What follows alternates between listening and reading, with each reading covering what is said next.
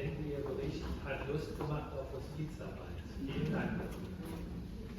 So, gerne möchte ich nun einen Text von Frau Spiritus vorlesen. Ich finde, er passt sehr gut zu diesem Anlass.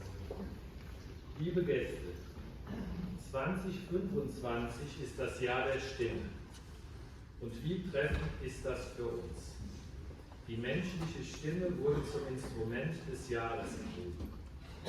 Ein Instrument, das wir alle täglich nutzen, bewusst und unbewusst, leise oder kraftvoll. Für uns in der Hospizarbeit ist die Stimme weit mehr als ein Mittel zur Verständigung. Sie ist unser zentrales Werkzeug der Beziehung, der Begleitung, des Trostes. Wenn wir bei Menschen sind, die am Ende ihres Lebens stehen, ist es oft die Stimme, die trägt. Eine leise, beruhigende Stimme am Bett, eine klare, mitfühlende Stimme in schweren Gesprächen, eine zugewandte, freundliche Stimme in den Letzte-Hilfe-Kursen, eine tröstende Stimme in der Trauerbegleitung.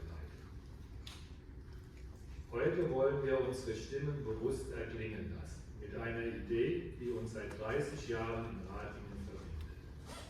Den Wunsch, dass jede und jeder würdevoll begleitet wird. Dass niemand allein bleibt am Ende des Lebens.